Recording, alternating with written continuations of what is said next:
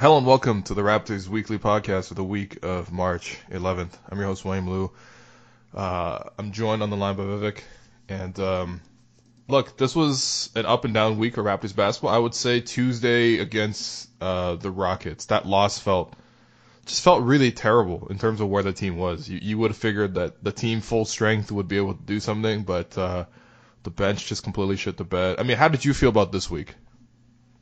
Yeah, I mean, that Rockets game is probably the biggest one you take away from, because especially when you saw the way they played in the third quarter, and Siakam touched on it, it was like, you know, we need to come out and play like that right from the get-go. And I thought it was there for maybe like the first 3, maybe 4 minutes.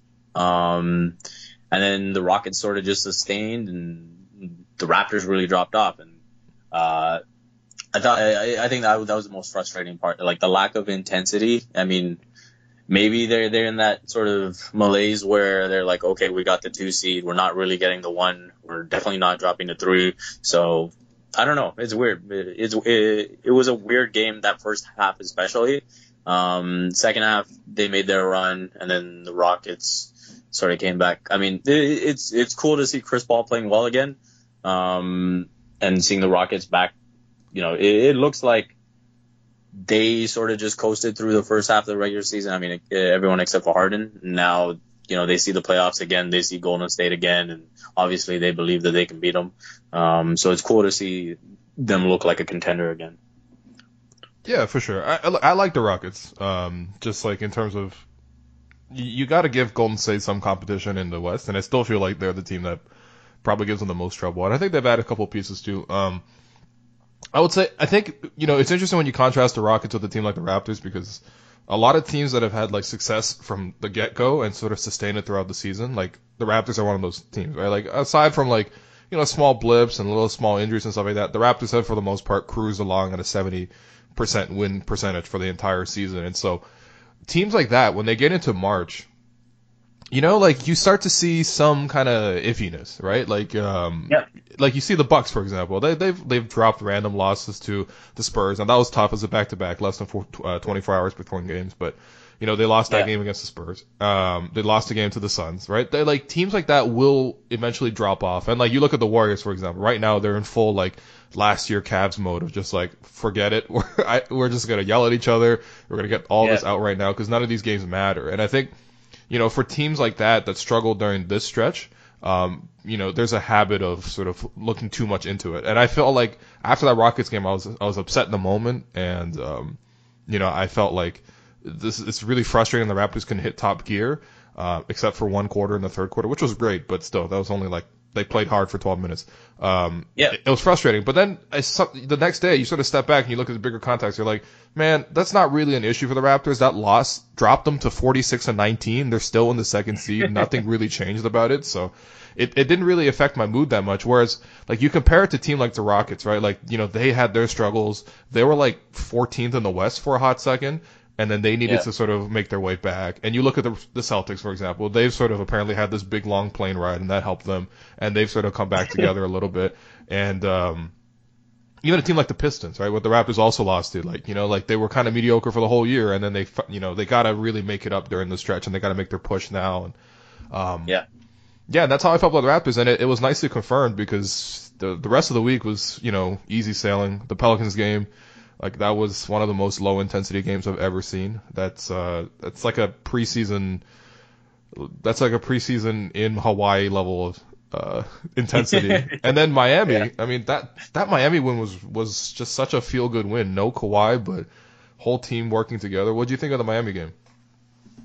Yeah, I mean, I think you just see when this team is making his threes, it's pretty impossible to stop them. Again, you know, going back to Ibaka at center, he's been great at the starting center, which is what I guess still makes Nurse consider this sort of timeshare an option. But yeah, I thought Ibaka was great. I thought Lowry was amazing. You know, this full K-Lo game.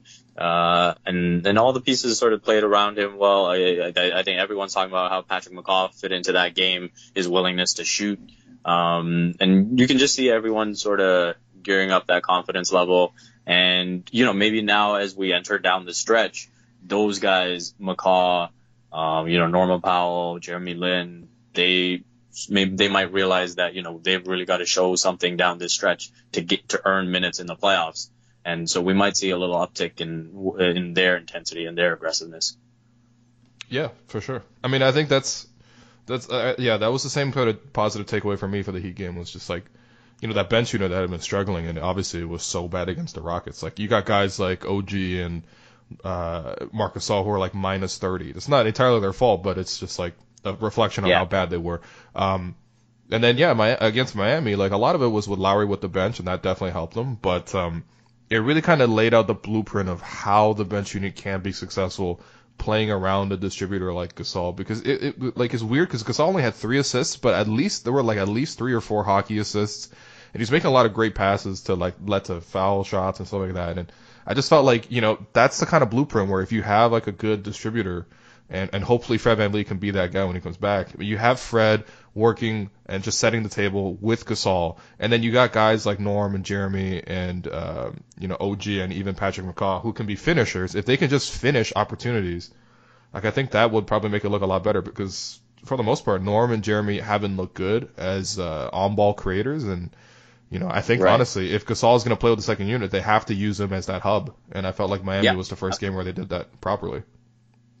Yeah, and I find it interesting that you talk about him being the hub. He absolutely needs to be that with the bench unit, but I think one of the things that actually hurt them in that Houston game was the fact that, when the other guys aren't able to really operate off him or take advantage of the opportunities that he's creating, I would like to see him be a bit more aggressive and take control of the offense.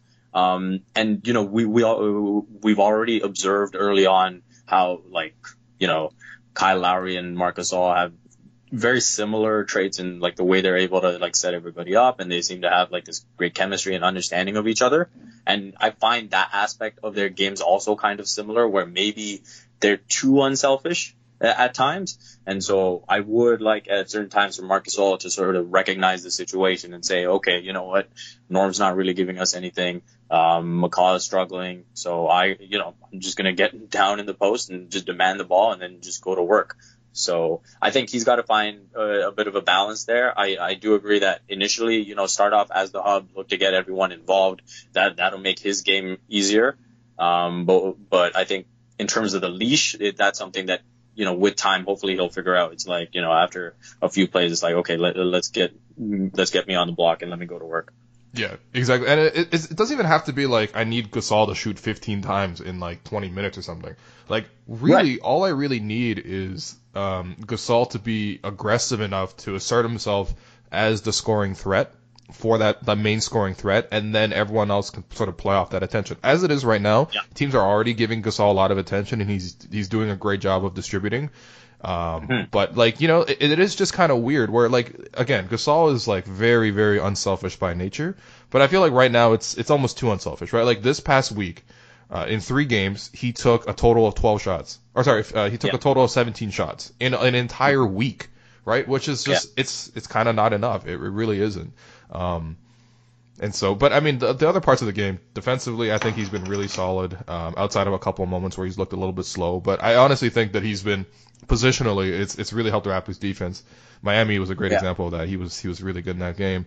And then the passing, I just think it makes the Raptors more dynamic, and it's harder to, in previous years, for example, how many times in the playoffs did we see defenses would trap DeMar, would trap Kyle, and I think this year they're still going to do the same strategy of trapping Kawhi, trapping Kyle, and they didn't have that playmaking big in the middle. They would swing the ball, if they ever did swing the ball, instead of shooting over contested jumpers like DeMar did, but if they did ever swing the ball into the middle of the floor and it was Serge or Jonas in that 4-on-3 situation, they were terrible at it. They were terrible. They made marginal improvements throughout the regular season, but in a playoff type of intensity where you're scheme 4, everyone is sort of really focused and locked in, they weren't able to make plays, they weren't able to score, and they weren't really able to distribute.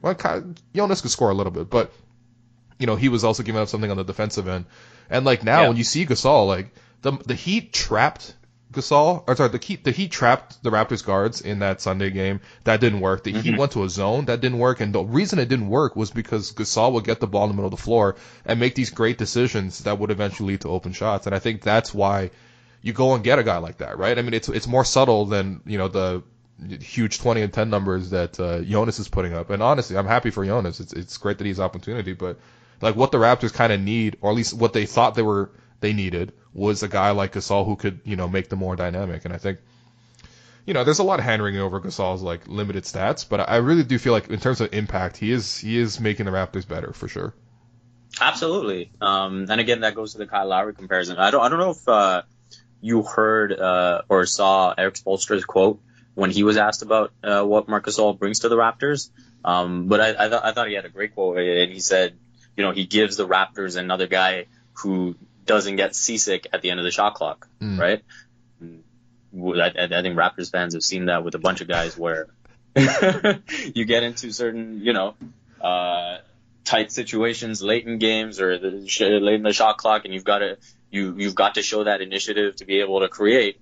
And now the Raptors have another guy that can do that in Marc Gasol. So when, like you described before, when a Kyle Lowry gets trapped, when a Kawhi Leonard gets trapped, now he's someone that can take advantage of that. He can get into the right pockets. And, I think one thing that always stood out to me before when you're describing, whether it's Ibaka or Valanciunas before, trying to provide an outlet off that trap, DeRozan or Lowry, they'd always be making sort of these soft passes backwards because they had to, because that was the angle they were forced into off the traps. And right. Now you've got Ibaka or Valanciunas like 30 feet away from the basket, and it's like, okay, someone's got to go get it out of their hands again. And now if you've got someone like Marc Gasol, he can get into the right pockets. He can understand how they're getting trapped and give them sort of more of an option, or an earlier outlet. There's that trust there that, you get it to him quickly, he can figure out this a solution. And so I think that those are things, again, when you talk about impact, we'll see it more in the playoffs where, the traps are going to be becoming a lot harder and a lot more often. Yeah, for sure. And again, this is one of those things where it's like, I think on paper, like JV and Gasol do entirely different things in the center position. Yeah.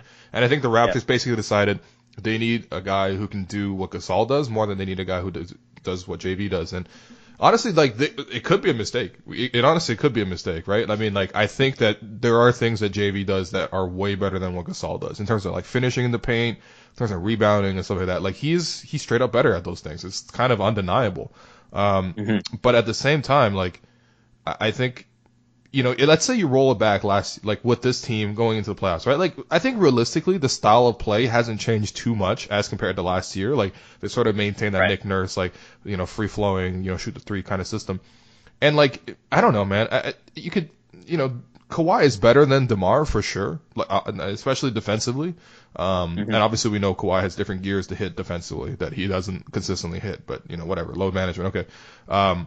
But like offensively, he kind of functions in a similar way to DeMar, right? Like he's a more efficient scorer, but then he sort of takes a little bit off the table by being a less efficient passer. Although recently he's been passing a lot better too. It's like, but at the end of the day, like if you're gonna roll back into the playoffs with the exact same personnel, you're still gonna have the same fundamental weaknesses and flaws that you can be exploited, right? And I felt like even though JV was a solid contributor throughout the playoffs, there's no denying that, right? I think that the game plan to beat the Raptors will have the same weaknesses as previous seasons. And yeah, there's no more LeBron, so who knows? That might not be an issue, but I think there is still something about that weakness where the Raptors decided we don't feel comfortable with having two centers that can't handle or make plays. And I think that's why they want to get Gasol. Again, we'll see if it works out in the playoffs, if that is indeed the case. But I mean, so far I'm happy. I'm happy with the Gasol thing. It's like a B level satisfaction right now. Like it'd be A if he could score like 15 points a game. Yeah. But there hasn't been that many instances where I've felt like, I need you to do more scoring. And the Houston game being an exception. That game he should have shot more than 5 shots. Yeah. No, I'm with you on all that. I think with Gasol, again, you will see the bigger impact in the playoffs. Oh, the Lakers signed Andre Ingram again. Wow. They're back into that mode. Wow. LeBron making another movie, huh? Oh, God. I can't wait for the corny LeBron Instagrams after this. More than an athlete. In fact, he Strive works. for greatness. In fact, he works 2 other jobs. Definitely more than an athlete. Also a barista. Anyway. Yeah, so to Gasol, like specifically when we talk about matchups, right? We talk, especially when we look at that Bucks series and the way they've sort of manipulated the advantage at the 5 position with Brook Lopez. I think that's an area where I think the Raptors, with starting Ibaka, they looked at Ibaka at that pick and pop from the mid range, and it was like, okay, the math's just not working. So they tried to have him pick and pop from 3, and it worked in one game, and then the other games where it didn't, they couldn't really keep up. So again, Gasol's going to be another guy that can help in that area. He's got to shoot better though. Gasol's got to shoot better. I don't know what it is. He does. Yeah. I agree. I feel like just in general, he's kind of been reluctant with that shot. So, maybe that aggressiveness will come. It's weird because like, how much of this is just you guys just not wanting to step on anyone's toes and just trying to fit in, right? That's true. That is true. I was gonna say the weird thing is Gasol was shooting. So in his last 3 seasons, we can even go back 3 seasons with Memphis, right? Obviously it's a different situation because he's asked to do more offensively, but he took 4.2 threes per game, over the last, 2.5 seasons with Memphis. And then since he's come to Toronto, it's been 1.7, right? And he's playing fewer minutes and things like that, but these are per 36 numbers too, by the way. So he's dropped from 4.2 to 1.7 per 36. So that even takes the minutes difference out of the equation. Like he's just not shooting them as much. And I don't know. That's one area where I want to see him shoot more, run more pick and pops with Gasol and stuff because he's a good shooter. It's very clear. He just hasn't shot it. Yeah, I mean, who knows? Maybe that's something they're trying to hide till they see Brook Lopez, but. Okay. No, I definitely agree with that aspect. I mean, I would assume that's part of why you went out and got him. Mm-hmm.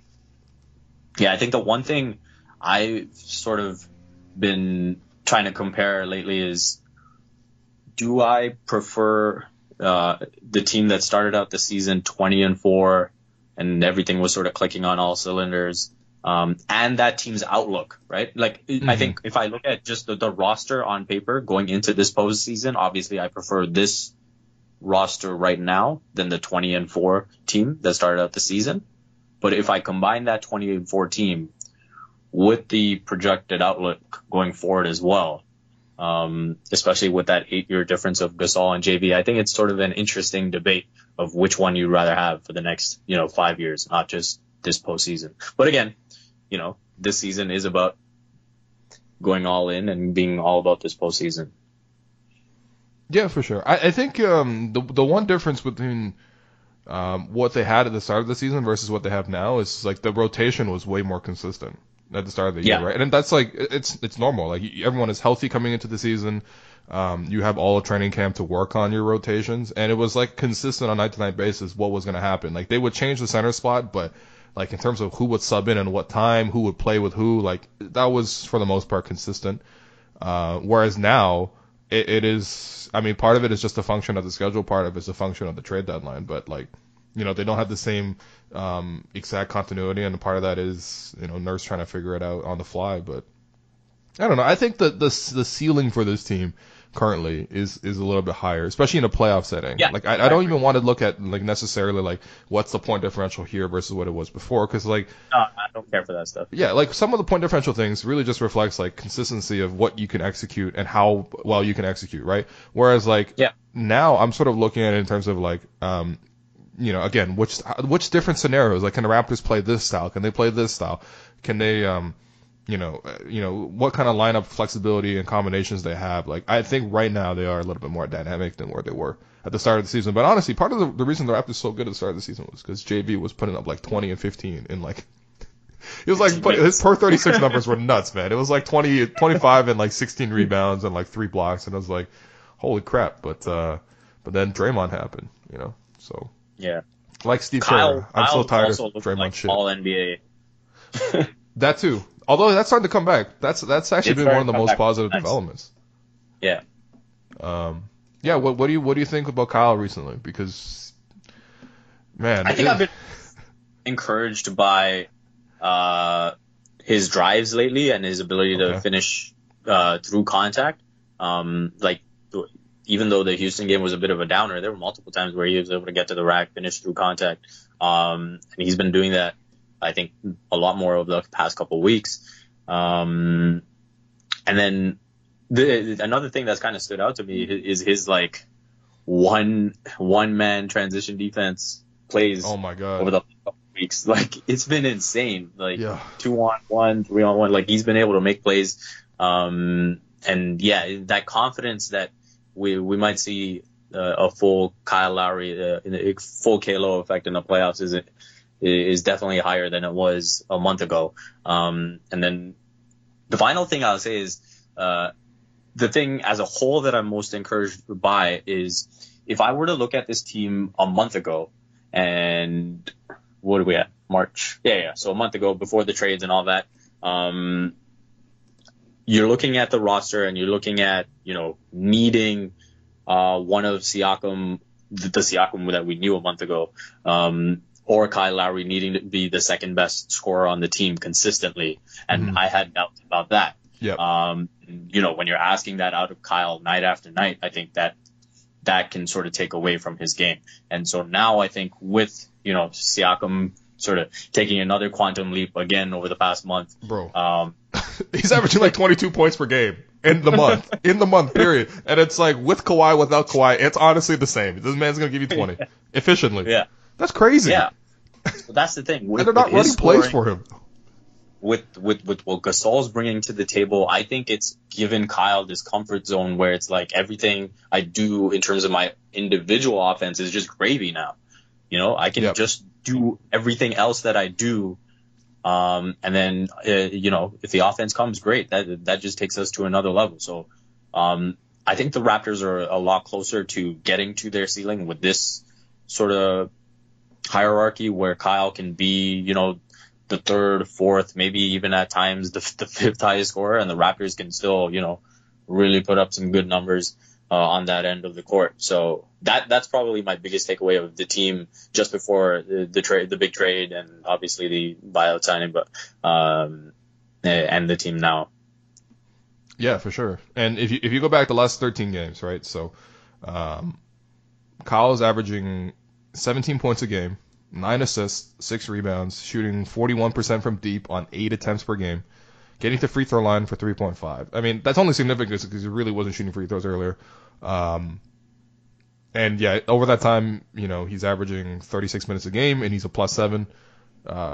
Like that's exactly where you want Kyle to be. Like that's exactly where, and like he's had a lot of great moments, right? Like that Philly game, going back home, playing in front of his mom, he always has a great game. I felt like he was really big in that Atlanta game as well, right after the trade deadline, because they were super short-handed and Kyle had to really step up. Really good all-around game, distributing obviously. That was the Fred and Pascal game, though. That was nuts, man. I can't believe Fred had that game and then like he went down with injury right afterwards. What a disappointment! Like, and then Jeremy Lin has scored the total amount of points that Fred had in that one game since. But then Kyle against the Spurs obviously comes up with that game-saving steal. I really like Kawhi deserves half that steal, like a sack. Yeah. That's like a sack, right? Like Kawhi gets half a sack, Kyle gets half a sack for that, mugging of DeMar DeRozan in the middle of the floor.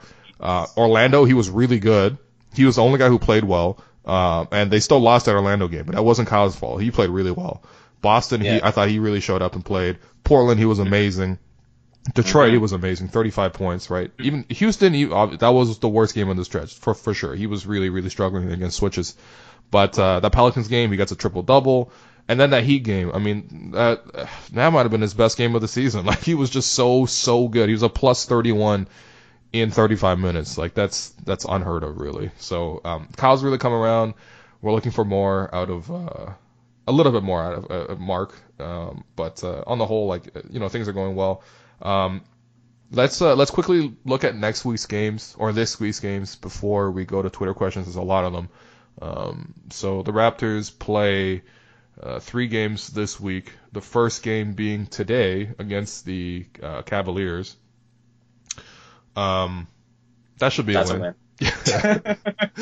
I'm just curious, I'm curious as to what's going on with the Cavs recently, because, that's not a team you pay attention to. So they just lost to the Heat, and they lost to Brooklyn. They beat Orlando. Wow, I thought Orlando was invincible. And, But yeah, wow, that team sucks. So Yeah. They should win that game.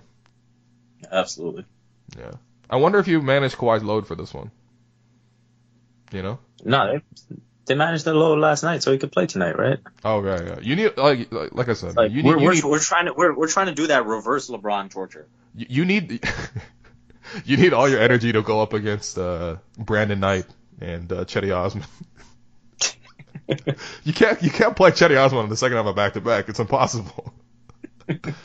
No, but they got Kevin Love back. They got they started Chetty Osman, Colin Sexton, Kevin Love, Brandon Knight, Larry Nance, Jordan Clarkson off the bench, Marquise Chris, who's not good, Nick Stauskas, who's apparently not good, Ante Zizic. Yeah.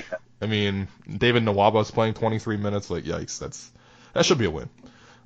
Yeah, I saw they were like since Kevin Love's come back, they're a +5 with him on. Oh, shit! Like and then like a -15 as soon as he gets off. So Kevin Love, that would have been an interesting trade target. That would have been. Yeah, I mean his contract's way too long for the Raptors to have really considered it, but yeah. he's the type of guy where you're like, if you're going against Milwaukee, you want Kevin Love.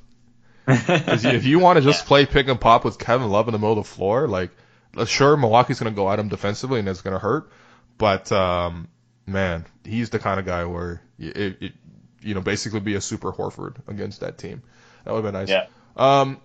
Thursday, Raptors play host to the Lakers. The Lakers, they got Andre Ingram now, so. Yeah, I mean, man, LeBron's on a minutes restriction. That game, right? What's that? LeBron plays that game, right? Because it's a back-to-back. He might not. Yeah. Who knows? If I were LeBron, I'm taking that game off. LeBron likes the city of Toronto. That's for sure. He's gonna save up for Casey. I'm just saying, LeBron could do some load management in that game for sure. I'll say nothing else. But yeah. Anyway, the Lakers are playing like trash right now. Like they should win that game. Yeah. Yeah. The Lakers' only wins of late have come against, dating back to February 23rd. The Lakers' only win was New Orleans, who we're terrible. So. Yeah, the Raptors should win that game. And then they finish the week playing the Detroit Pistons. Now, normally, this would be, I would say this would be a win, but this is the first half of a back-to-back. The Raptors play Sunday, March 17th, at the Pistons afternoon game, and then the following day, they play at home to the Knicks. So, if I'm looking at it, Kawhi's 100% resting that game because they're going to just tell him, you don't need to drive down the 401 to go to Detroit and then come back for, whatever reason you would ever do that. It feels like they would rest Kawhi. And if they rest Kawhi, then this game's a toss-up, just like we saw last weekend. Yeah, no, I can see that. Pistons are interesting of late, man. Like, yo, Dwayne's doing a good job. Dwayne's a good coach, man. If you want to win regular season games, Dwayne's a good coach. I don't even mean that facetiously. Like, Dwayne is a really good coach. And it really did piss me off last year where like he was getting so little credit. I mean, he eventually won Coach of the Year, but like on Twitter, it was like people were like, "Oh man, like look at Quinn Snyder, like look at Brad Stevens." I'm like, you know how hard it is to make an existing core group of players play an entirely different style and then make that work and then keep them so successful that they almost got to 60 wins. Like, no, Dwayne Casey was definitely the Coach of the Year last year. And it was annoying to see people not recognize that.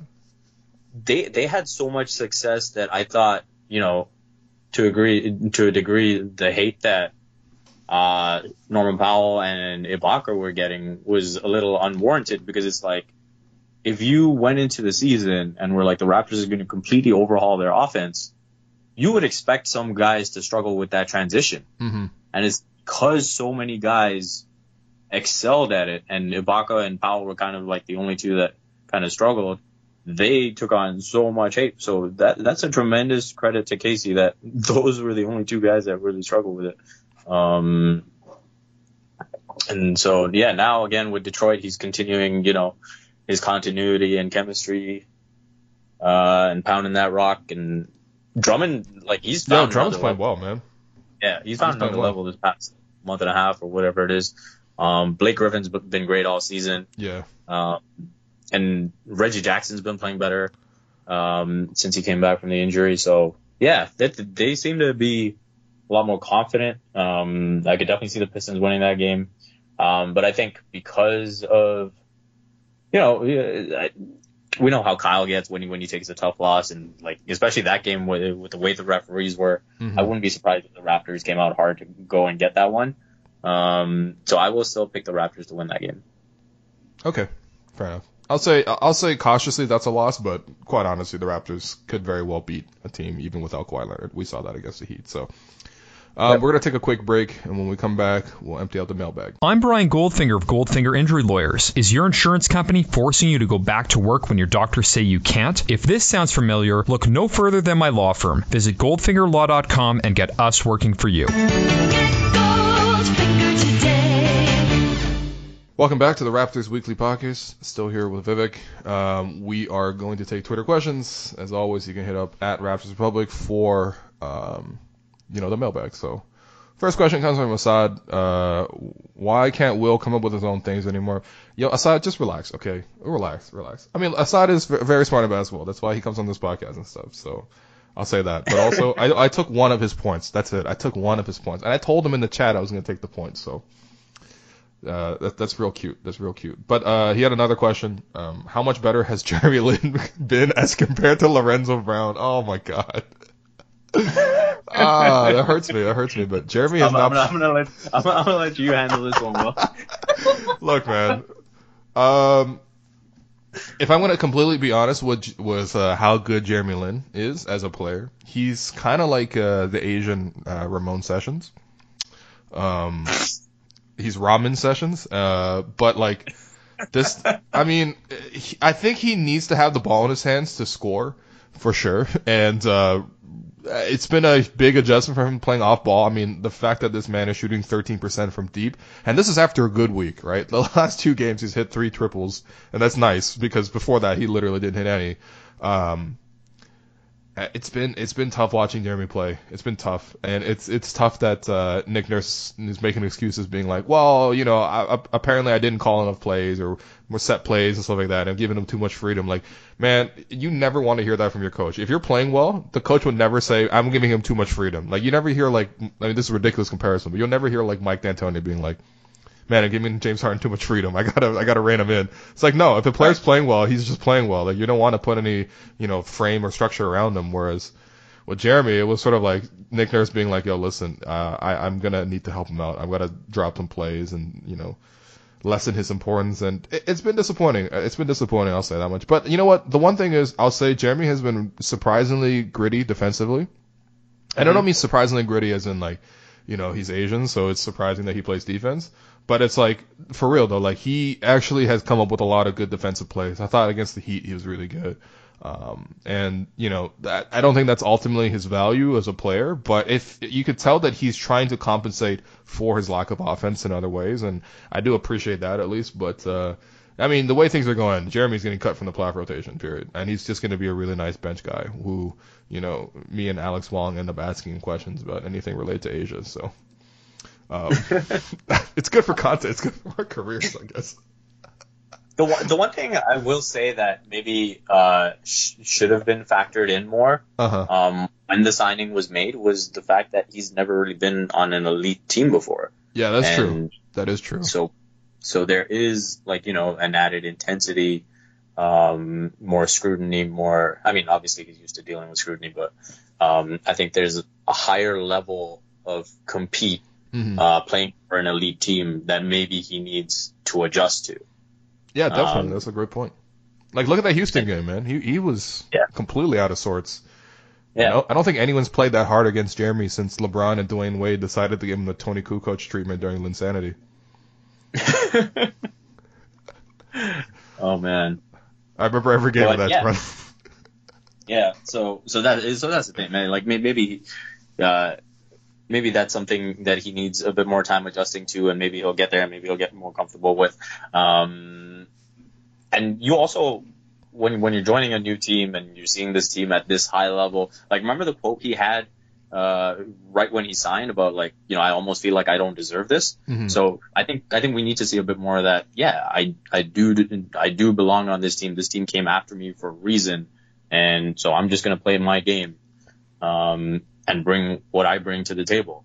Maybe a bit more of that swag and that factor of, you know, him feeling like he genuinely belongs. Yeah. Look, man, Jeremy is better than what he's shown so far. Like, I guarantee you, he's better than what he's shown so far. He's not going to be some sort of honestly, he's not going to be a great player, but he's definitely going to be better than what he is right now. Like, he's shooting 36%. His career average is 44. Like, he should shoot better. So, I'm pulling for him, obviously, but I can see why other people are calling him Lorenzo Brown. That's rude, man. Come on. He's got much better hair. Sam asks, when playoff time rolls around, are we going to recognize besides acquisition of Pat McCaw as an X Factor move? I like Pat McCaw a lot. I want the Raptors to re-sign Pat McCaw and have him develop as a Raptor because he has some skills and some gifts that are kind of unteachable. Like, the fact that he's so skinny, but the fact that he can also hold his ground and he can guard multiple positions. Like, he can guard twos, he can guard ones, he can kind of guard threes as well. Like, and the fact that he's so skinny that it's literally impossible to screen this guy. He's so skinny, he just like slithers around tiny cracks and like cuts off the penetration. Like, there's value in that. And I really do think that he might be, like, I think he's playing harder than everyone else, so I think that's a factor. But I also think just on talent alone, like, he is the Raptors' second best on-ball defender in terms of containing penetration. It's him and Kawhi. Yeah. No, like, he's better than Danny. Yeah, I think that's fair. I mean, Danny, you know, he's got a little bit of a questionable motion with his feet when he moves. As long as he keeps getting to his spots and knocking down those corner threes and making those chase down blocks, I think we're all happy. But yeah, with Patrick McCaw, like, I think what's interesting about him is, like, he's just, you just see that ability again to just make the right play, make the right decisions. And obviously you get that from being in a program like the Golden State Warriors. And then the other thing that stands out to me is you kind of touched on this. He's got that wiry strength to him, kind of like Chris Bosh did. So it's sort of deceptive, right? And people think they can go at him, but he can really hold his own. His positioning is really good. I think, you know, even when he gets himself a bit out of position, he's got so much quickness to him that he's able to get right back in front of guys. And then he's got that randomness on his drives, right? He's one of those guys where it's like, well, you don't know where to go because I don't think he knows where he's going. You know what I mean? He's like, almost too quick. I think it's affecting his finishing a little bit almost because he's actually moving so fast. But yeah. So, you know, he just seems to see space and run towards it. And then as soon as it seems like a defender's consuming that space, he goes in another direction. And so he's pretty entertaining to watch on the break. But if he can continue to sort of stay aggressive with his shot as well and play the defense that he's playing, like, he absolutely should be a part of the playoff rotation. And who knows, he might impact some games. Yeah, for sure. I could definitely see him as a situational player where you know what you're going to get from him defensively, and you put him into the game. And he's, you know, just basically hustling. Like, he's definitely a player where you play him more at home, where he's more comfortable. But, like, yeah, I mean, he could give you spurts. Like, last year, for example, really underrated in that Wizards series was how many times DeLon Wright will come in and give you this crazy energy and, like, length and everything, and it'll just shift the way the Raptors are playing and push them into overdrive. And it only happened in occasional games, and it definitely didn't happen against the Cavs. But, you know, I could see Pat having the same style of impact. I don't think the same sort of actual quantity because I think DeLon's much better than Pat McCaw at this stage of their careers. But that's the kind of role I could see him playing. Next one from Sugar Danny. All right. Who would you rather face in the semifinals, Boston or Philly? I'm going with Philly just because I think the Raptors can beat both teams, but I really want Boston to be the team that faces against Milwaukee. So I feel like Boston is the best matchup for Milwaukee in terms of like which teams can actually give the Bucks a scare because basically Milwaukee flattens everything. Like no corner threes, no rim buckets, and you just got to beat them with mid-range jumpers and pick and pop threes from above the break. And I think basically Boston does that better than anyone else in the Eastern Conference. So give me that Horford Kyrie combination versus the Bucks, and hopefully they knock them out because you know that's the only team I'm afraid to play as the Raptors is just the Bucks. Yeah, I'm with you. I'd rather face Philly than Boston in the second round as well. I think Gasol and Ibaka match up favorably against Embiid. And honestly, when you can take away a team's best player in a playoff series, I think that's half the job done. Yep. And so. And Kawhi owns Ben Simmons. Well, yeah, exactly. Right? Ben Simmons, bro. That man's averaging like eight turnovers per game against Kawhi this year. Yeah. And so, I do think there is something to Philly almost trying to be too good, too quick, if that makes any sense. Yeah. Where where you put these pieces like Butler and Tobias and you're trying to accelerate the process. Whereas maybe, if they had like another year where Simmons and Embiid can make those mistakes and, see more double teams and have to suffer through it a bit more, they'd be better for it. And now it's more like everyone's just trying to keep each other happy, and Tobias Harris is trying to be the connector. What does that even mean? That's what he said. So the connector. Yeah. This guy doesn't even pass. He's not even a good passer. Like he's just a guy who shoots jumpers. And he's fine, but like I've never looked at him as like a connecting type of player. You know what I mean? Like Kyle Lowry's a connector for sure. Like, but anyway. Yeah, Gasol's a connector. Exactly. But basically what he was brought in for was, they were trying to give Butler room to operate, so they put Embiid out on the 3-point line, and now Embiid's complaining, saying, hey, I do my work in the post, so this shouldn't be my job. So they go out and get Tobias Harris to be the one that spots up in the corner, and you think that that'll make both Butler and Embiid happy. And so that's the thing. Now you've got this whole juggling act where you're trying to make everyone happy, and Jimmy Butler's probably out the door in the summer. Oh, yeah, definitely. And so, I just think it's a mess. They don't really have depth. Like the Jonathan Simmons pickup is all right, but sure. I just don't think they're ready yet to win at a high level. I just think the Raptors ceiling, even the Raptors floor, when you look at what you expect from them in the postseason, I would definitely feel a lot more confident in the Raptors' chances against the Sixers than the Celtics. Okay, next one from Fuzz was, shout out the Feed Pod, rest in peace. Is it also really disappointing to you how either Mark or Serge is going to get at most 24 minutes on a given night? A player of Gasol's caliber shouldn't make the team marginally better, and it sucks to see him reduced in such a role, and this won't change. I do feel like, this is a kind of an issue where the two of them just can't play together. Mm-hmm. And if they do play together, you're not like, I guess they could physically play together, but it's like you're cutting off so much of their value that it's not even worth it.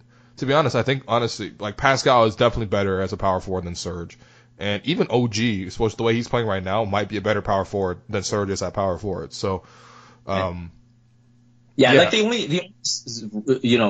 be a very specific scenario where you could potentially see both on the court. Like maybe, if the Celtics throw out Aaron Baines and Horford together, that's a potential scenario. So it is a little frustrating that you can't necessarily get the best out of one. But I think as a whole, if you look at the Raptors situation and what they can get out of 48 minutes at center, I think that's what you have to be more excited about. You're getting 48 minutes of elite production at center. Yeah. So and you got versatility too. Yeah. There's a lot of Gasol questions. I'll leave them to the end because it's kind of exhausting seeing the Gasol versus Valanciunas stuff. People are just not letting it go, which is like, bro, JV's gone. But anyway, we'll talk about that in a second. Hans asked if the Raptors hired Ettore Messina or Ime Udoka, both Spurs assistants, as head coach back in May, what would happen to Kawhi? Do you think the Raptors still trade for him? I mean, 100% they still trade for Kawhi Leonard. Are you kidding? Is Kawhi happy to play under a Spurs system coach? Maybe the Raptors replace Nurse for an outsider. I do think it's interesting that, this whole Kawhi thing, like, shakes down and really accelerates in July, right after the Raptors had already decided on a head coach. And I do think that if the Raptors had hired their head coach after this whole thing happened. I don't think necessarily Nurse might have been that guy. But also, like, people are kind of down on Nurse, and I kind of get it. Like, you can always be down on a coach, and there's a lot of potential with this team, and it doesn't really feel like the Raptors have always maximized their full potential the way, like, the Bucks have, but it's not like Nurse is doing that bad of a job. Like, come on. Like, he's for a rookie coach, he's done really well, man. Like, they have the second best record in the NBA, and, like, you got multiple players breaking out. Serge is having his greatest year ever. JV was having his greatest years before he got traded. Like, with a bunch of injuries. Yeah, exactly. With a bunch of injuries, like, you know, I mean, you know, a new team continuity. Yeah, he's done well. He's done well. He's done well. I think, you know, as a whole, we have, you know, a lot of fans and even media. We sort of base our perspective based on what we've seen, right? And we haven't seen someone be this sort of random with their rotations, have this timeshare at center. Zach Lowe on a pod said he wanted to do like a whole story on this timeshare at center because it's sort of been whispered around the league, but no one's ever actually like had the balls to go out and do it. And like maybe if the Raptors go deep in the postseason and they keep doing it, like maybe it's something that becomes a trend in the league, right? So, so those are things that maybe people need to get comfortable with. Obviously, it's his first season on the job, and when people look at, we're all in, the Raptors are all in, you know, there should be a set rotation. Everyone should be comfortable with this and that. But there is also, you know, some value in randomness in terms of, you know, making it a bit harder for teams to scout you. You look at, you know, a lot of people obviously say LeBron was the coach, but Tyronn Lue, you look at the way he managed his rotations during the regular season, he threw out a lot of different lineups, and it made it that much harder to prepare for in the playoffs, right? And you talk about being, you know, 15 strong or whatever, 17 strong now with these two-way contracts, or, and I think there is value in sort of treating the regular season the way he has, because, I mean, let's face it, 82 games is a long time. And, you know, maintaining that freshness, I think these are the little things that you can do. And, you know, one thing that probably isn't talked about at all, Jerry Stackhouse, when he won that G League championship, he changed the starting lineup over and over and over. Mm-hmm. And no one had an issue with it. No one averaged more than like 25 minutes a game. There were honestly like 10, 11 different starters over the course of the season. So obviously, you know, that's something that's a G League experiment, so it doesn't get magnified or doesn't get criticized. And obviously you go on and win the whole thing. But I think when you can get guys to buy in and understand their role, I think, it can bode well for the postseason where you're going to be looking to make, you know, adjustments on the fly. Yeah, for sure. For sure. And, I honestly, like, that's part of the reason the Raptors let go of Dwayne Casey, right? Because he was so rigid in what he did, and he was sort of slow to make adjustments. Like, he was good between games, but within games he was slow to do it. And, you know, I guess that's what you got Nurse for, so the first place. So then to be upset that Nurse is more, you know, liberal about the whole thing is, you know, what did you want? Like, the whole point of it was to get him to do what he's doing, so you can't really fault him for that. In terms of going back to the point of like, what's that? People need a crutch. That's what it is, right? Like, coaching is such an easy thing to go back on. You see the ceiling of this Raptors team, and inevitably, if it ends in doom, you just need something to fall back on and be like, yeah, I knew this was going to be a problem. This, whatever, like, right? So just enjoy the ride, man. Like, it's been 6 straight playoffs now. This is the best version of the team of those 6 iterations. Just enjoy the ride. Like, there's a lot of franchises that don't get this. Oh yeah, definitely. And then going back to Hans's original question about like hiring Messina or Udoka, I don't think that would really go against what Kawhi wanted to do, because I don't think Messina and Udoka will come in and just try to replicate everything the Spurs did. Maybe Udoka because he hadn't coached previously outside the Spurs, but Messina's been like a very established coach in an international ranks, so I don't think they would have tried to come in and do the whole like let's just play the way the Spurs did. And I don't know, even if they did, like, to be honest, the Raptors play more like the Spurs now than what the current Spurs play like, in terms of just like, if you think of the definition of the Spurs being like the 2014 Spurs, where everyone moved the ball, they shot the ball well, like the way the Spurs play right now, especially with their starting lineup, like it's just a regular offense. Like, it's not Spurs, it's just standard pick and roll stuff with DeMar and LaMarcus. Whereas with Kawhi, like, okay, Kawhi sort of plays sort of just like the scoring type of small forward, classic, like honestly, it's probably the same plays that, MJ was doing, and it's the same kind of Kobe stuff. But like the rest of the team kind of plays that Spurs style, like it really does, and Yeah. I don't know. I don't think it would have been too different. And to be honest, personality wise, I have no idea how Kawhi, sees Messina or Udoka. It seemed like the only Spurs coach that he really, really gravitated to. I guess Popovich, he liked him, but it was Jeremy Castleberry, and who the Raptors ended up hiring anyway. So, Yep. Let's take a couple more real quick. Some of these questions aren't that great, to be honest. Okay, well, Evan, what would you like seeing more? Kawhi with the bench as opposed to just one of Siakam or Lowry, as they've been doing recently? Spreading the bench minutes with just Kawhi isos would be interesting. I think if you took Kawhi and made him basically oversee the bench unit, it'll be very similar to when DeMar used to oversee the bench unit. Because, remember last year, it was like Kyle would come out, 6-minute mark, and then DeMar would play the entire first quarter, and he would play with the bench, and then Kyle would come in with the bench, like that, right?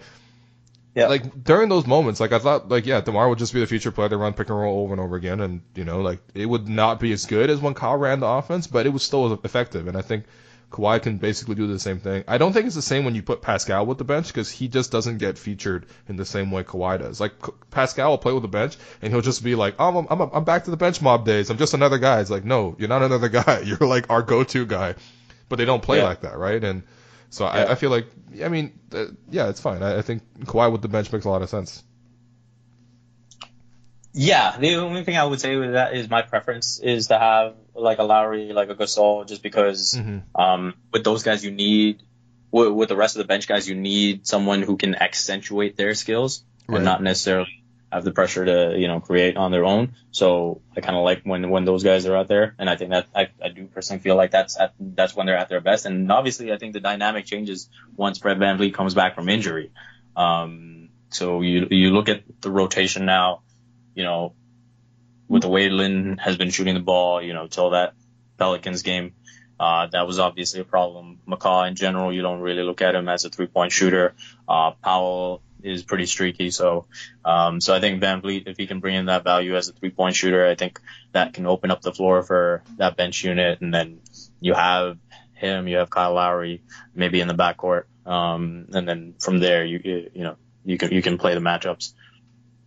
Yeah, and look, some of these guys won't even play. That's the thing. Some of the issue will just solve itself. You're just not gonna get a lot of Jeremy Lin minutes, especially the way he's playing. You might not get any.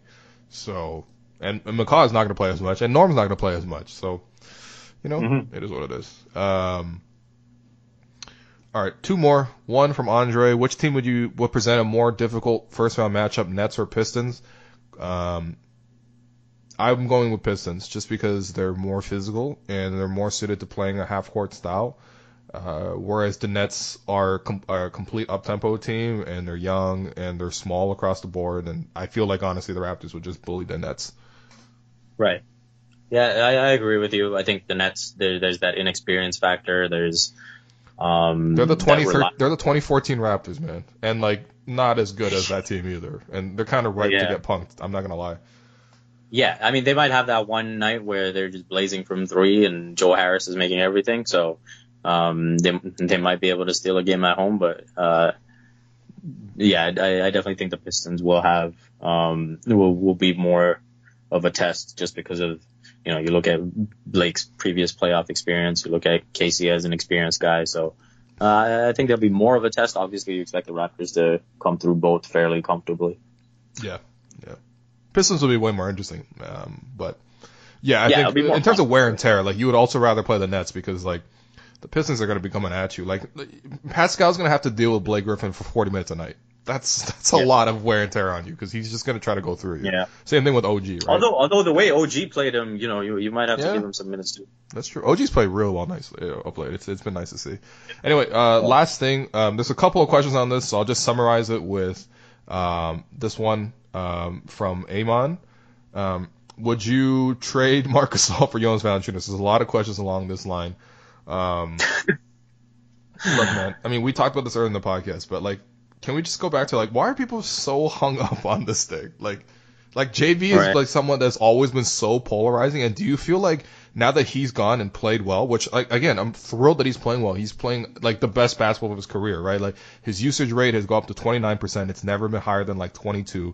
And he's basically extended his production. He's still only playing 26 minutes a night, but he's averaging 18.5 points, 9 rebounds a game. His assists are up a little bit. I think that's a product of the system. And also he's blocking shots at a career high rate, and he's still shooting 59% of the field. He's playing great basketball. Like, and it's sort of the type of basketball that I think a lot of fans were always confident that JV could play. But like, do you feel like part of the reason why JV is still so relevant to the Raptors, aside from everything he's done, is just because a lot of people have had a lot of arguments about JV, and they just want to feel vindicated now. And it's so much so that they're almost rooting against Gasol, because they just want this whole JV thing to be, they want to be right more than they want to be right about JV being, you know, this basically Lithuanian Shaq, more than they actually want the Raptors to do whatever. Like, you know what I mean? Like, that's their first priority. That's honestly how it comes across. Yeah. No, I mean, I think you're spot on with that. I do think the majority of the feeling stems from that. If there's another sort of avenue for fans, it's probably because they feel that attachment with JV, with him being, you know, after DeRozan leaving, him being like the longest tenured Raptor. So I think there is some attachment from that standpoint. Mm-hmm.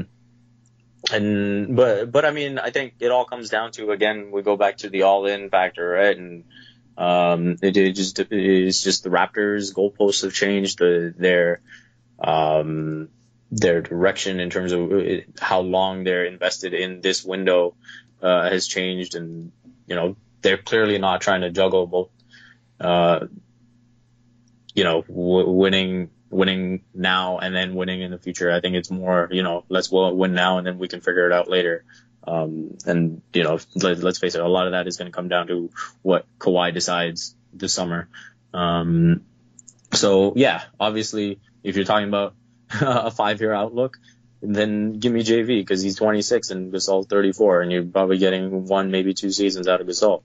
And you've got a whole future with JV, and you've got, at a position where guys generally blossom later in their careers.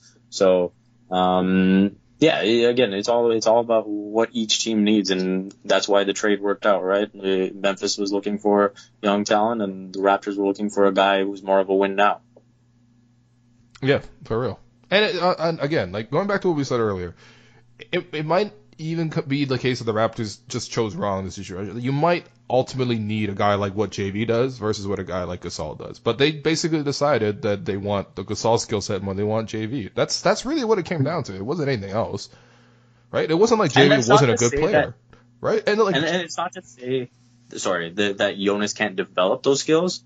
Like, you know, last year was the first time we saw him get more involved in the offense at the top of the key and, you know, initiate some offense. Mm-hmm. And, you know, maybe if you give him 2 or 3 years more of that, he becomes more that type of player.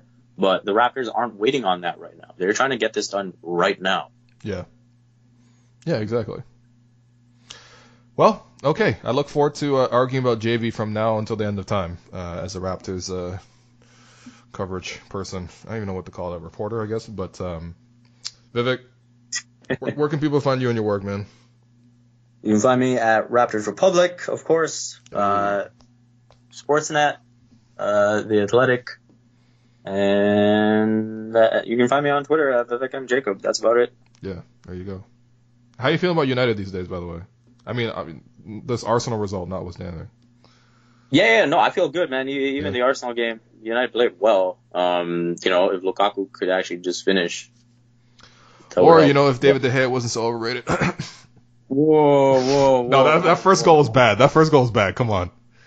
It took honestly, like a spin, but come on, you got to save that, period. Honestly, I will give him the benefit of the doubt, just because even when you look at the replay, I don't see how he could have judged that Xhaka hit that. It didn't look like it came off the outside of his foot. You know what I mean? Yeah. It looked like he hit it straight, at the seam. So, right off the laces. So that's why I was like, man, it's kind of funky that it went that way. He kind of misjudged it though. He took a step to the right. Like even if he just stood still and waited for the curve to.